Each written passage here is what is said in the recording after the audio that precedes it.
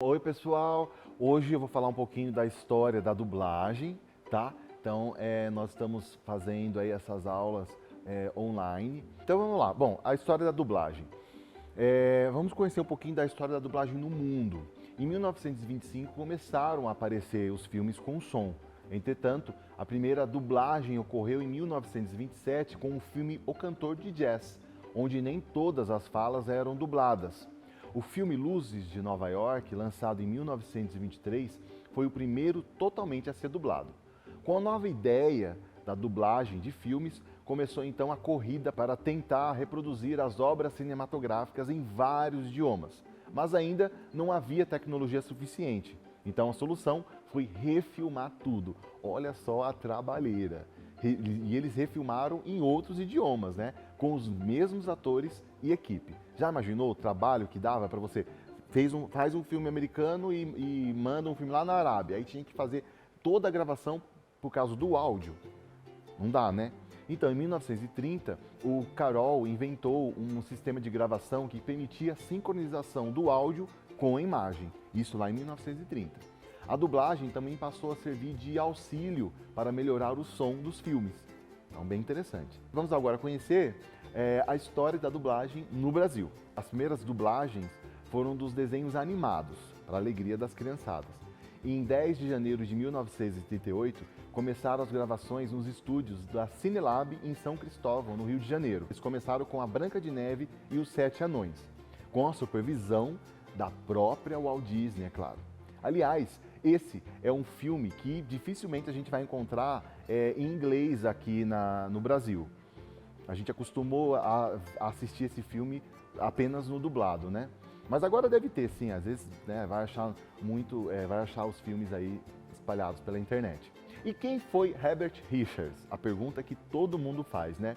Então, ele transitava livremente em Hollywood e pelos estúdios da Walt Disney, que eram o seu amigo, né? E nisso começou a trazer para o Brasil as técnicas aprendidas lá na terra do Tio Sam.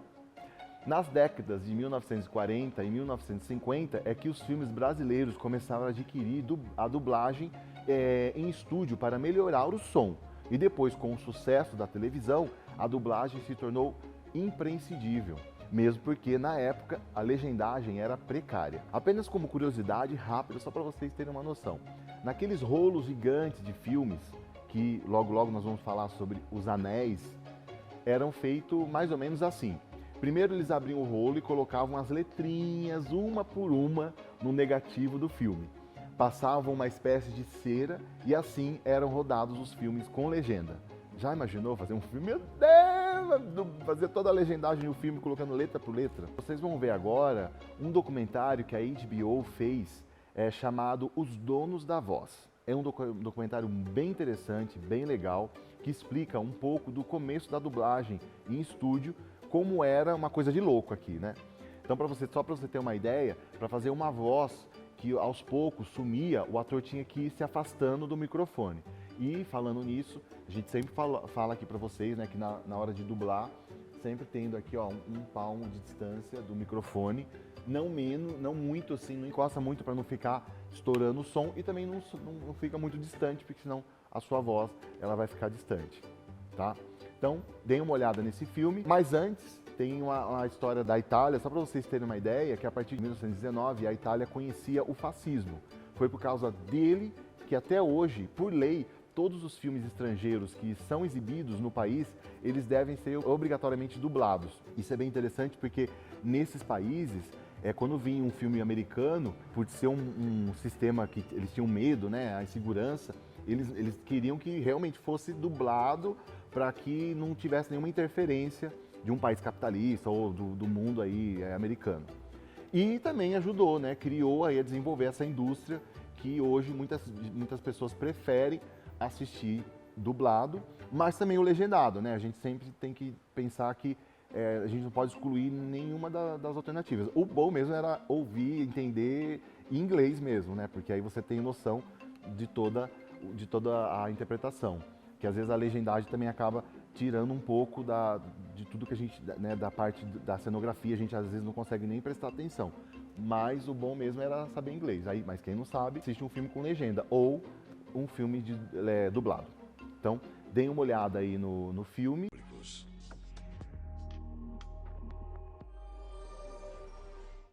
MacGyver, Hannah Montana, Ben 10, Angelina Jolie, Tom Hanks também, a Felina da She-Ra, Queen Latifah. Denis Pimentinha. Talvez você não conheça o rosto deles, mas eles estão presentes em muitos momentos da sua vida. Eu conheço essa voz.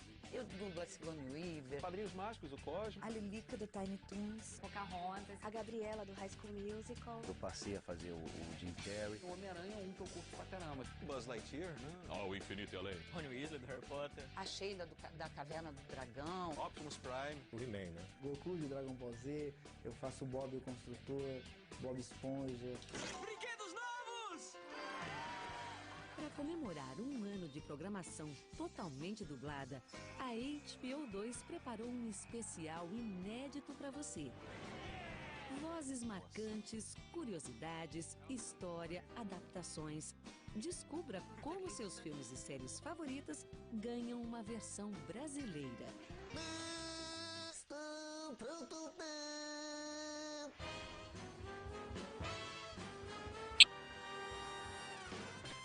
Você pensa que eu não sei qual é a sensação? Dublagem é uma forma de arte, uma maneira de aproximar obras estrangeiras da nossa cultura, além de ser praticada no mundo inteiro.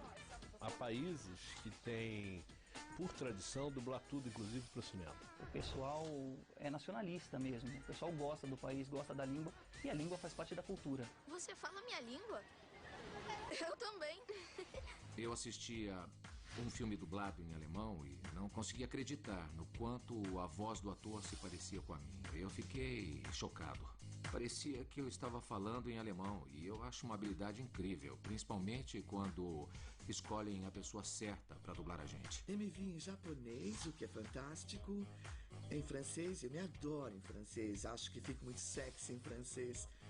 Alemão, é sempre impressionante se ver assim, é fantástico. Sabe o que é irritante? É que você se ouve falando e pensa, eu queria falar assim. Que demais! Assim tá ótimo, e essa voz é muito melhor. É ótimo porque traduz e alcança, sabe, pessoas além do público americano. E adoramos isso. Oi, eu sou a Moranguinho e eu tô muito feliz de vocês poderem ver tudo dublado. Peraí. Esse sonho é meu. Você sabia que a dublagem brasileira é considerada uma das melhores do mundo? Há uma parcela do público que independe de classe social e até mesmo de idade, que prefere o filme dublado. Porque acabou, né, esse estigma de que o filme dublado, na verdade, é pra gente pouco intelectual, que é mentira. Nem é só pelo fato de não entender a outra língua. É pelo fato de você poder sentar e assistir o filme inteiro. Os detalhes, sem precisar perder tempo com a legenda. Uma discussão rápida, por exemplo, não tem como colocar tudo na legenda, entendeu? Fica uma coisa em cima da outra, a pessoa acaba ficando confusa, entendeu? Everybody is looking. A gente tem notado que os resultados dos filmes voltados para o público, digamos, adolescente ou adulto, portanto um público que não tem nenhum problema de leitura, os resultados das cópias dubladas têm sido muito, muito bons. Nos anos 90, assim, a gente dublava, às vezes, 2 filmes por ano para cinema. No início dos anos 2000, 2001, por aí, a gente dublava 3, 4, geralmente infantis. Hoje em dia a gente está dublando, tem um mercado para uns 60 filmes de cinema dublado. Não sei não, mas... O que mais eu podia dizer? Tem uma cobra na minha bota! O primeiro filme a ser dublado no Brasil foi Branca de Neve, em 1938, a pedido do próprio Walt Disney. A Disney sempre foi um estúdio que sempre se preocupou com as vozes internacionais dos personagens, sempre. Não havia uma estrutura ainda para fazer dublagem profissionalmente no Brasil. Então foi feito, se não me engano, gravado nos estúdios da Rádio Nacional. Foram gravadas as falas, medidas pelo tempo, né? E depois foram ressincronizadas em Los Angeles, onde foi mixado o filme. A partir daí, profissionais de rádio e do cinema começaram a desenvolver técnicas e normas para esta nova profissão. Primeiramente, pessoas de rádio e teatro. É isso que já tinha um espaço no rádio, teatro, onde eu militava também no rádio, teatro, em novelas de rádio, programas ao vivo. A coisa começou a mudar, começou a formar estúdios de dublagem, porque já tinha uma outra coisa agregada, que era é você fazer o áudio dos filmes brasileiros. Né? Nem todo mundo, raramente se fazia filme com som direto. O próprio ator fazia a própria voz dele e dublava, né? Então, já que tem essa, vamos fazer também para os filmes americanos. Versão brasileira Alamo. Versão brasileira IC São Paulo. Versão brasileira Arte Industrial Cinematográfica São Paulo. Foi nesta época que surgiu a Herbert Richards, nome familiar para os espectadores brasileiros. Versão brasileira Herbert Richards. Foi a realização de um sonho, né? Você entrar na Herbert no pátio, na época, aí você ficava sentado lá, daqui a pouco você escuta uma voz, meu Deus, parece que você está com a TV ligada. Né? Eu planejava deixar a casa arrumadinha antes que vocês voltassem. Que tem a referência da Herbert Richards em trabalhos excepcionais, como, por exemplo, E o Vento Levou. O senhor não é um cavalheiro. E você, moça, não é uma dama. Tão excepcional, né, que nos arquivos da Herbert Richards, que preservou o filme, né, um clássico da MGM, acabou sendo levado para os Estados Unidos, deram um banho de loja nele e acabou se transformando no Blu-ray, né? E o som brasileiro está lá. Eu juro por Deus, jamais sentirei fome novamente. O multitalentoso Orlando Drummond está no livro dos recordes como dublador a ficar maior tempo com o mesmo personagem. Estou às ordens. Há mais de 30 anos, ele é a voz do Scooby-Doo. Olha, salsicha. Eu tinha uns 3 meses, 2 meses de casado, ainda estavam em lua de mel. Os gatos de uma leiteria que dava fundos para mim no apartamento, a casa. Uns gatos, uma barulheira danada. Não podia dormir, tinha um mulher danada da vida. Puxa, que coisa. Aí eu cheguei na janela, vi onde estavam os gatos. Aqui eu... E daí nasceu a voz do Scooby-Doo. Velhos tempos. Nos atores mais famosos, né, a gente tenta manter a mesma voz. Que a gente chama, né, o termo, o jargão do meio é boneco. Se eu vejo um filme que a Mira Fisher fez, digamos, a Meg Ryan, né? Eu olho e falo, Meg Ryan é a Mira Fisher.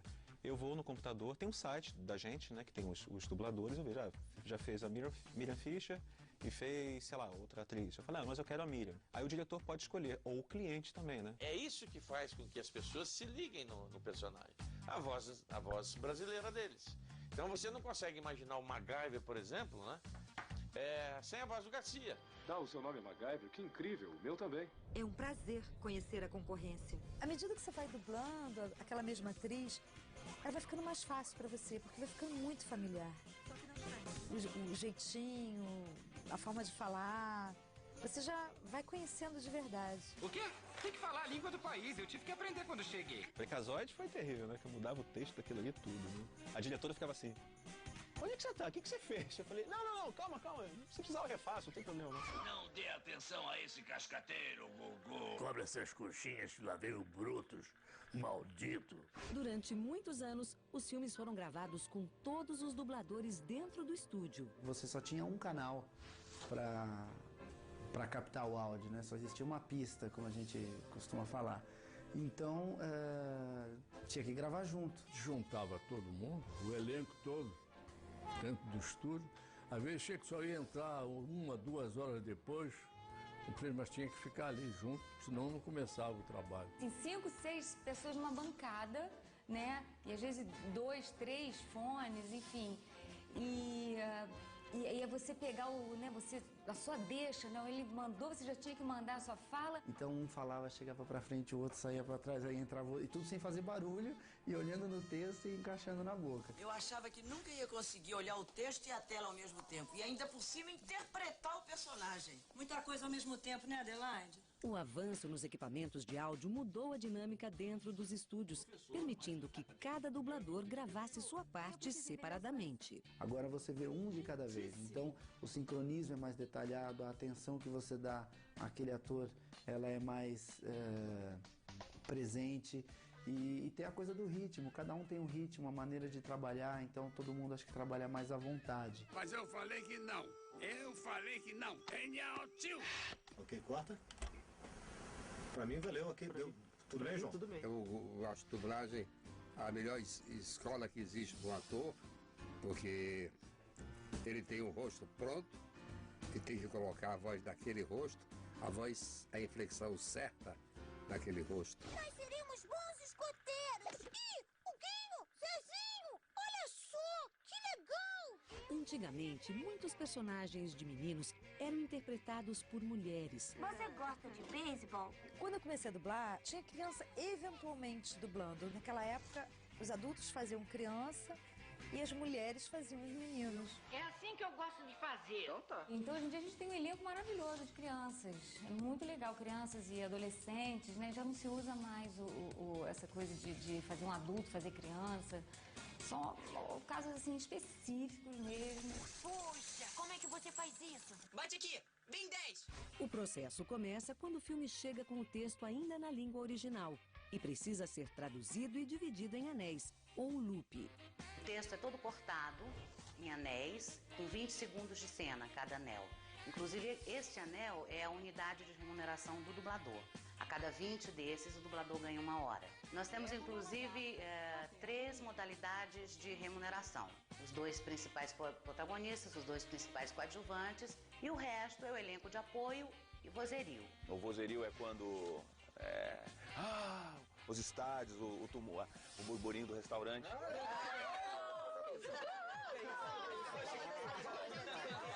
Por último, é preciso mixar o canal da dublagem com os efeitos do filme. Começa no ajuste de lip sync e termina na mixagem em si, onde eu tenho que equalizar as vozes para que elas soem como pessoas que falam no mesmo ambiente, com as frequências da sala correta, com o ambiente da sala correta, trabalhar com reverbs e a dinâmica também, uma série de recursos que você tem na mixagem para pegar tudo isso e fazer soar como se estivesse de verdade. Dá aqui, deixa eu falar com ele.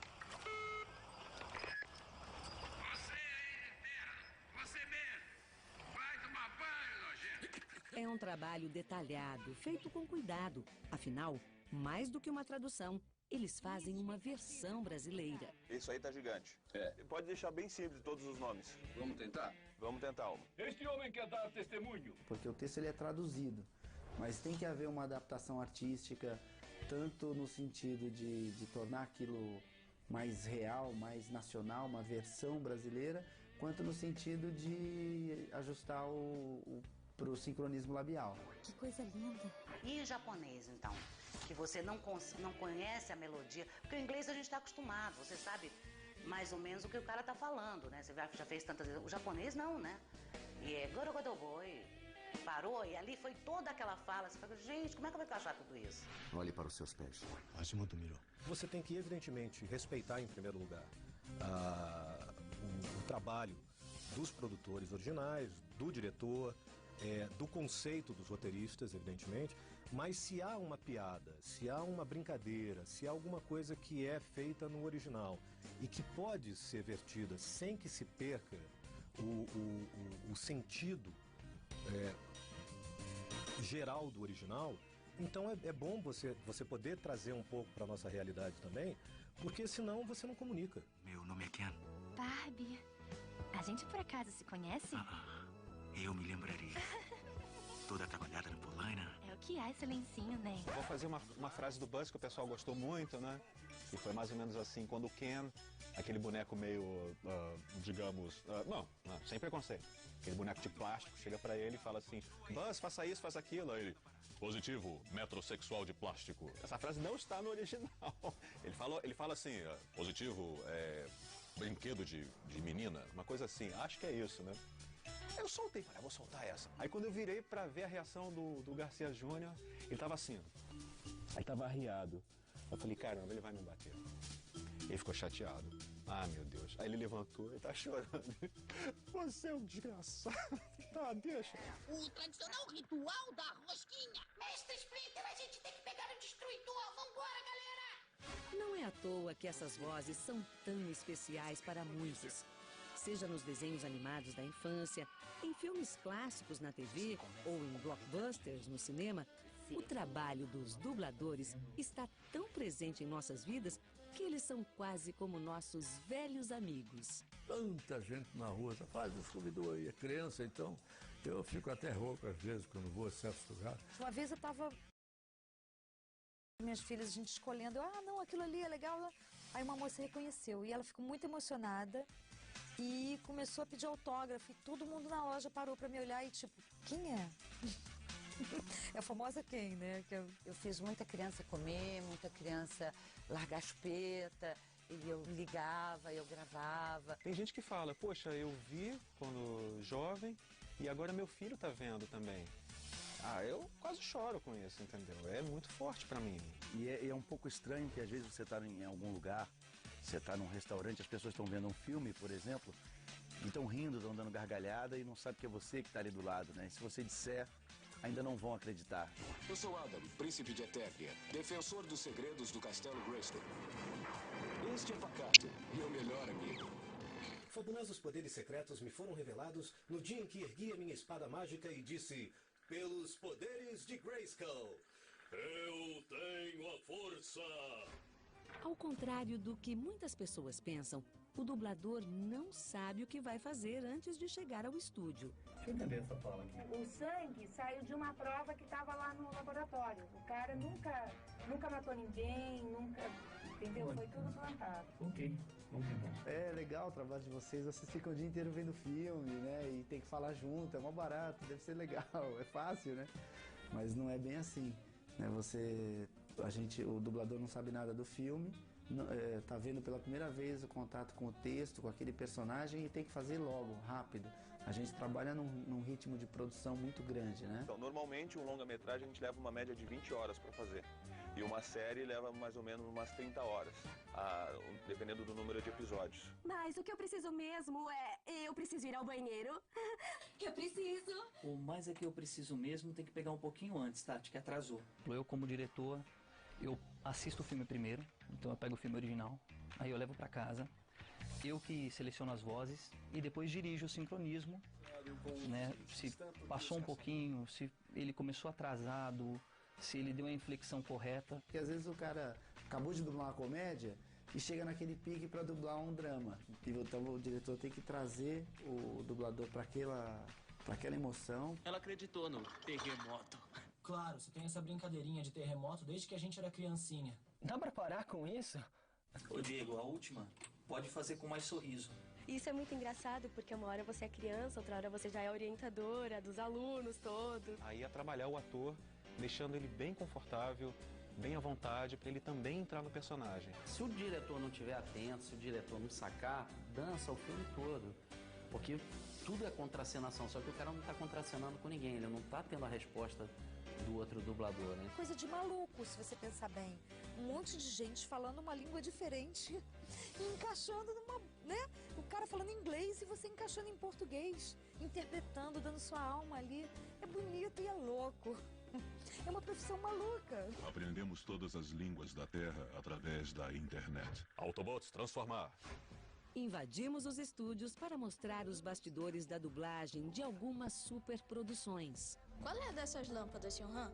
A nova versão de Karate Kid exigiu um cuidado especial com o sotaque chinês. Eu nem falo chinês. Eu fui para a escola de mandarim, eu fui falar com professores de mandarim. Espero que tenha um bom professor. Não existe aluno ruim, só mestre ruim. A gente vai bem em cima, né, do que ele faz no original, porque ele tem, inclusive, ele tem um ritmo, né? Ataca! Ataca!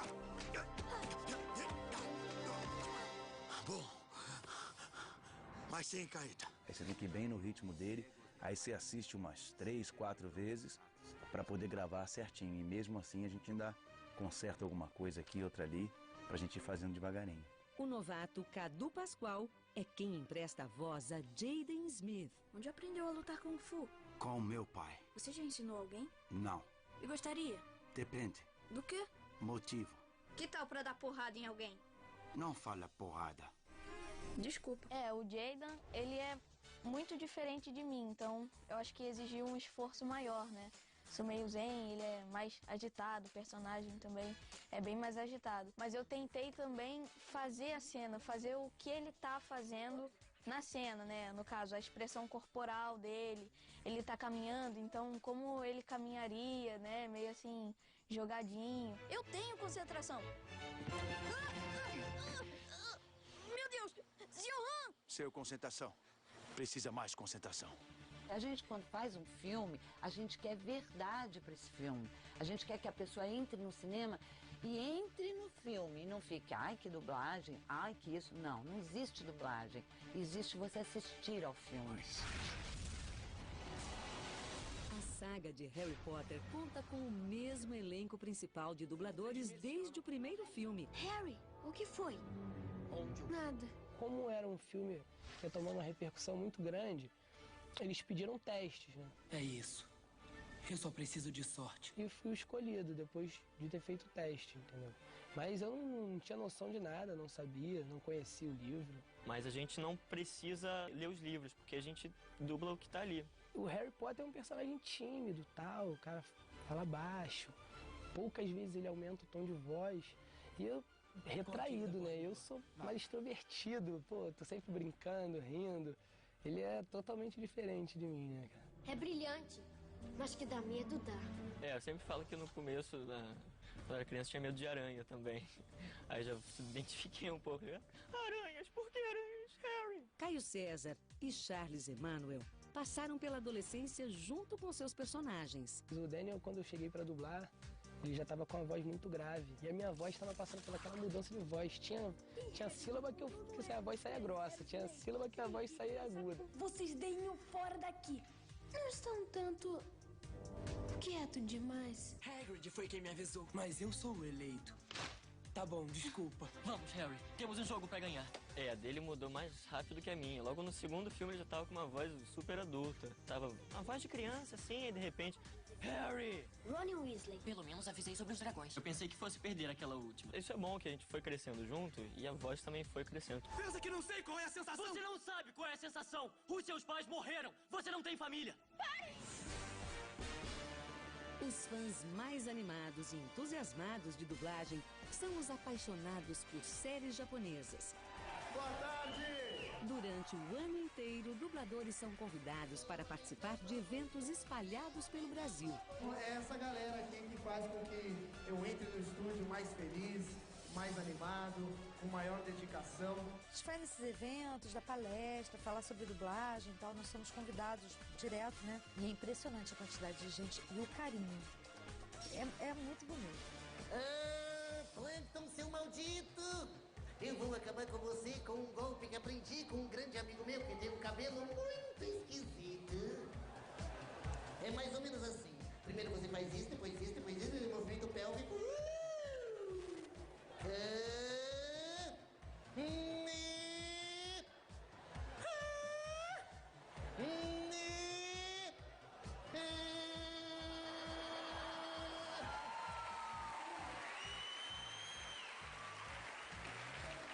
Se você se animou e gostaria de se arriscar neste meio, o primeiro passo é ter registro profissional de ator. Você não vai fazer uma locução, você vai interpretar um personagem que tem um conceito artístico. E você não está dando uma notícia, você está transferindo características emocionais de uma personagem de uma língua para outra. Tem que dublar com o coração e não com a garganta. A gente tem que fazer o máximo, porque isso vai ficar imortalizado. Quero fazer cada vez melhor da minha parte para que ninguém note a diferença de que é um filme dublado e fique muito contente em assistir um filme e poder ver cada detalhezinho, porque o idioma tá em português. Ei! Olha eu aqui, ó! Sabe o que dizem de homens com espadas grandes? Agora que você já conhece o universo por trás das versões brasileiras, pode curtir seus filmes favoritos no seu idioma, aqui na HBO 2. Não seja ridículo. Vamos, desce daí. Por hoje é só pessoal. Tá gravando, tio? Bate uma palma no teu rosto pra mim, por favor. Só uma palma. Ótimo, obrigado. Mesmo se bater, né? Eu achei, Gravando. Eu dublei a Meg Ryan, dublei a Jodie Foster, dublei... A lista tá trocada, né? Peraí. Não. Eu vou ser dublado nisso aqui? Então não importa o que eu vou falar. E não importa a voz que eu vou usar, porque tudo isso aqui vai ser dublado. Você pode fazer uma voz assim? Por favor. Eu? Eu não sei, você pode? Agora eu quero ver se você faz a... fazer essa voz. Eu não quero ser assim. Quando eu comecei a fazer o Zé Comé, eu estava tão feliz por participar. Foi tudo muito ótimo. Eu amei ser o guarda. É ótimo. Os ursos são ótimos, o Dom é ótimo, o Justin é ótimo, a Ana é ótima, todo mundo. Eu não quero essa voz. Eu prefiro bem mais essa. A seguir...